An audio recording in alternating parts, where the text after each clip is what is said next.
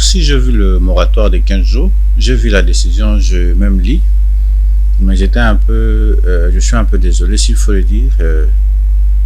On en a vu plusieurs fois, on a vu coup de pointe, on a vu Kinshasa Bopeto, on a vu casser des marchés, mais rien n'a changé jusque-là. Rien n'a changé. Moi, je pense que le plus grand problème, c'est le gouvernement provincial devait se poser la question de savoir le pourquoi.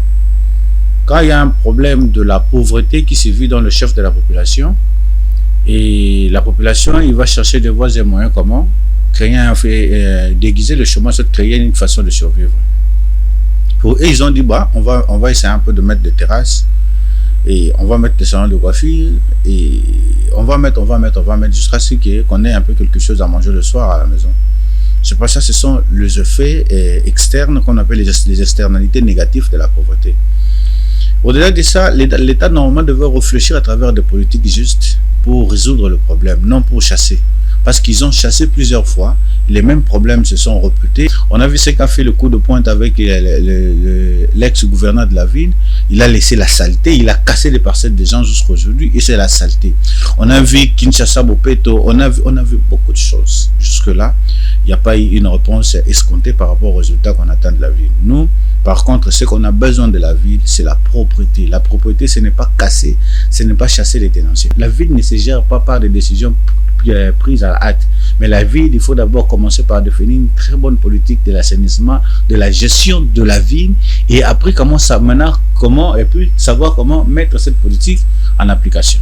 Au niveau provincial, on doit se réfléchir comment lutter contre la pauvreté. Parce que ça, ce sont les externalités de la pauvreté. Quand la pauvreté bat son plein, il y a le chômage, il y a le sous-emploi, et la population doit faire ce qu'on appelle le chômage déguisé. Il déguise ce chômage, il dit, bon, je peux mettre un étalage quelque part, je vends, et je peux avoir quelque chose à la fin de la journée pour parvenir aux besoins de la famille. Mais déjà, vous-même, vous savez que ce n'est pas suffisant, mais vu que c'est le gouvernement provincial, il va essayer d'utiliser la police pour chasser ou soit pour l'air de guerre de force. Mais moi, je dis que là, j'interpelle le ministre provincial. Il doit réfléchir comme un Congolais et Quinois, de se mettre aussi à la place des Quinois. Je pense que si les 15 jours n'est pas suffisant, il peut encore ajouter 15 jours encore de moratoire, 30 jours, au moins qu'il ait le temps de pouvoir un peu réunir l'air bien pour libérer l'espace public. Embellir, ce n'est pas casser. Embellir, ce n'est pas chasser. Embellir, c'est assainir. Assainir ne vient pas du verbe casser. Assainir, dans l'assainissement, il y a beaucoup de choses. Parce qu'on peut laisser les tenanciers, mais la ville est assainie. Vous voyez un peu, on peut embellir, vous voyez la problématique des garages. C'est un sérieux problème. Mais ça, ce n'est pas la faute de garagistes. Ça, c'est le gouvernement. Aucune politique d'encadrement. Aucune politique. On devait encadrer les garagistes. Qui est maître? Qui fait ceci, qui fait cela? Nous avons l'INPP. L'État peut bien les encadrer. Il les encadre. Vous voyez ce qui se passe au niveau de... Comment ici, vers Delvaux. Là, on voit les chaises fabriquées Made in Congo. Aucune politique d'encadrement, mais ce sont des chaises de bonne qualité.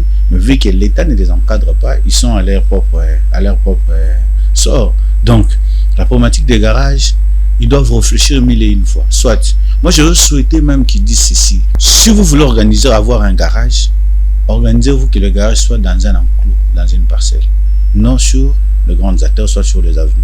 Parce que les garages qu'ils veulent maintenant le faire déguerpir, mais il a un véhicule, non? Le jour où son véhicule tombera en panne, c'est cette même personne qui va chercher. Soit qu'ils définissent un endroit, comme on dit récemment dans les temps, on avait le marché Bikeko, qui définissent un coin de la ville où il y a uniquement où les gens partent faire réparer leur véhicule. Moi, je pense que tout doit partir d'une politique, et à partir de la politique, vous mettez vous définissez des mécanismes d'encadrement pour aider. Il faut prendre une décision qui aide la population et non une décision qui sanctionne la population. On a vu avec une opération qui pointe de Ngobila, vous voyez ce que ça a donné. On a cassé des parcelles, on a cassé des choses, mais le résultat, c'est nul. C'est nul. Kinshasa a besoin de beaucoup de choses, à part casser, à part des décisions qui nuisent à la population.